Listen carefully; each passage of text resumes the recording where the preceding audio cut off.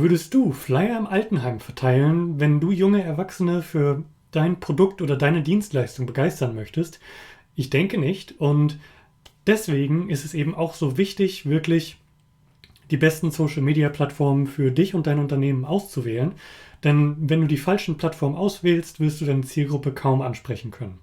Ich würde dir auf jeden Fall empfehlen, bis zum Ende dran zu bleiben, damit du nicht verpasst, wie du wirklich die besten Plattformen für dein Unternehmen auswählst.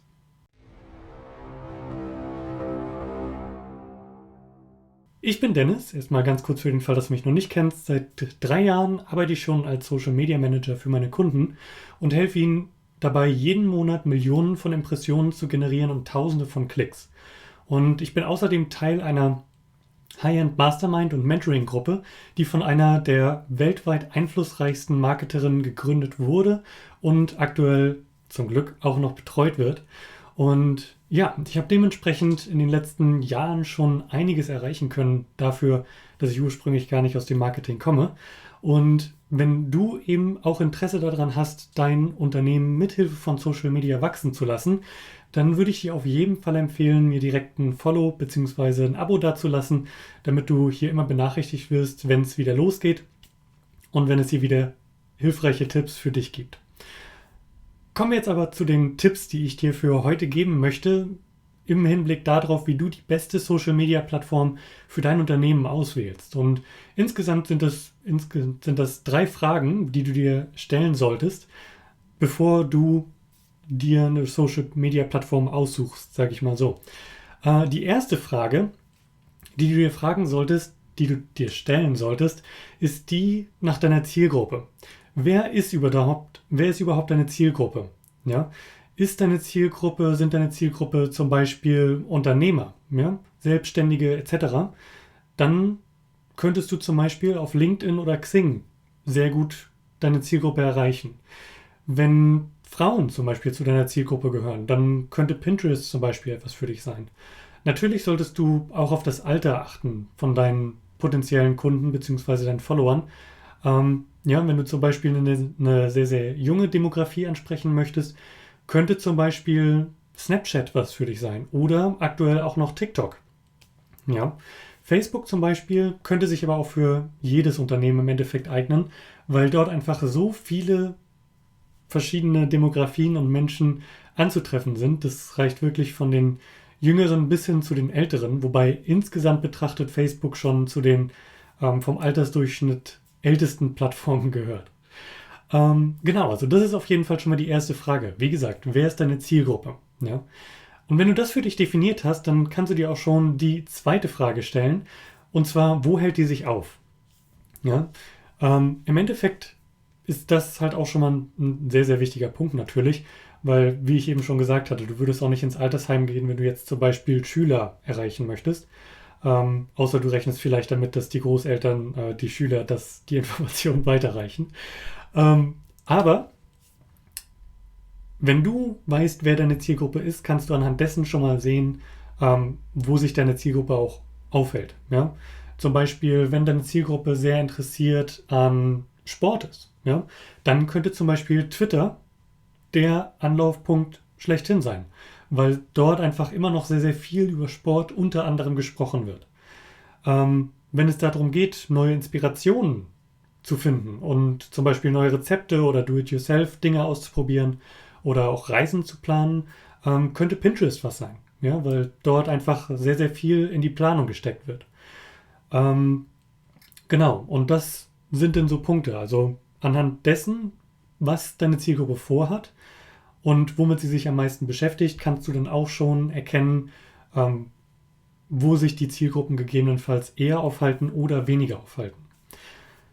Dann die dritte Frage, die du dir stellen kannst, die dritte Frage, ist, was sind deine Ziele? Also wozu möchtest du wirklich Social Media nutzen? Geht es dir zum Beispiel darum, dass du Kundenservice für deine Kunden bereitstellen möchtest oder auch kurzfristige Rabattaktionen zum Beispiel kommunizieren möchtest?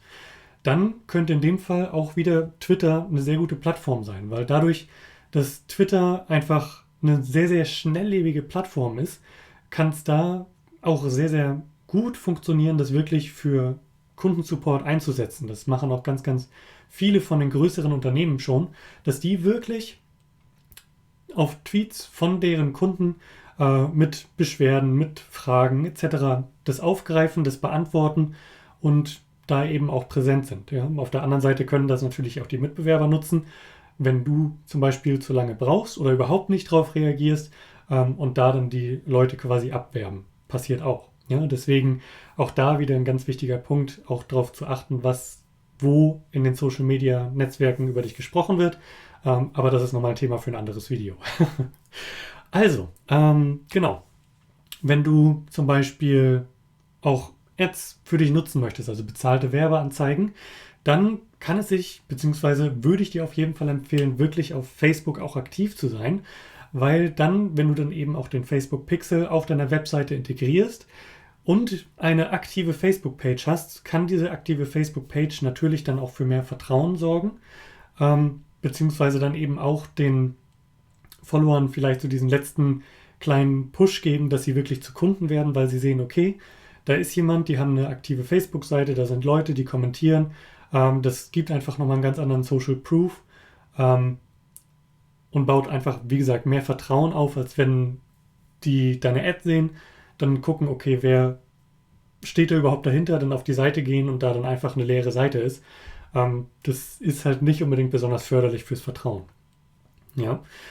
Oder wenn du sagst, Videos, habe ich richtig Bock drauf, du willst aber auch was haben, was sich wirklich langfristig lohnt für dich und dein Unternehmen, was auch in einigen Monaten oder vielleicht sogar Jahren noch für dich und für dein Unternehmen arbeitet, dann könnte YouTube auf jeden Fall die Plattform deiner Wahl sein, weil es dort einfach unheimlich viel Evergreen-Content gibt, der gegebenenfalls auch erst nach Monaten oder Jahren halt wirklich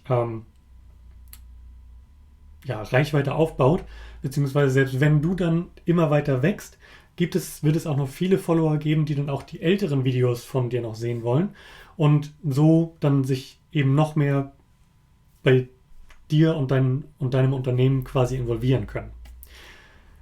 Genau, das sind im Endeffekt auch schon die 3 Fragen, die du dir stellen solltest, um wirklich die besten Social-Media-Plattformen für dich und dein Unternehmen auszuwählen.